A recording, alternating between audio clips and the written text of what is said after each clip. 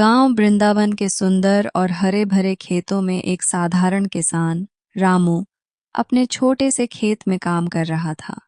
उसके चेहरे पर हमेशा एक सजीव मुस्कान रहती थी। उसकी मेहनत और सच्चाई के कारण उसके खेत की फसल हमेशा बेहतरीन होती थी। आज भी मौसम अच्छा है।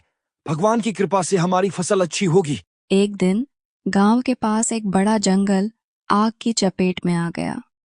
आग ने गांव के खेतों और घरों को जलाकर राख कर दिया। रामू का खेत भी नष्ट हो गया। गांव में चिंता का माहौल बन गया। अब हम कैसे गुजारा करेंगे? हमारी फसल पूरी तरह से जल गई है। मुझे पता है कि यह समय बहुत कठिन है, लेकिन हमें मिलकर काम करना होगा। मैं अपनी सारी जमा पूंजी गांव के पुनर्निर्माण के लिए दान करूंगा। तुम्हारे पास इतनी पूंजी कहाँ से आई?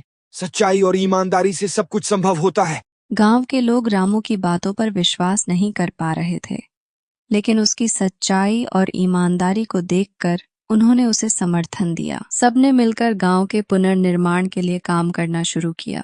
रामू की ईमानदारी ने हमें प्रेरित किया है। हम सब मिलकर अपना गांव फिर से बनाएंगे। समय के साथ गांव फिर से बसने लगा। रामू ने बच्चों के लिए एक विद्यालय भी शुरू किया। गांव में एक गरीब व्यापारी आया और उसने रामू के पास एक बड़ा सोने का बर्तन लाकर रखा। यह बर्तन मुझे गांव के पुनर्निर्माण के दौरान मिला। यह तुम्हारा है क्योंकि तुमने गांव के लिए बहुत अच्छा काम किया है। मैंने यह सब केवल गांव की भलाई के लिए किया। मुझे इसके बदले में कोई इनाम या उपहार नहीं चाहिए। रामू की ईमानदारी और सच्चाई के कारण गांव के लोग और भी प्रेरित हुए। वे सब ने मिलकर एक बड़ा मेला आयोजित किया और रामू की सराहना की। धीरे धीरे रामू की सच्चाई की गूंज दूर दूर तक फैल गई।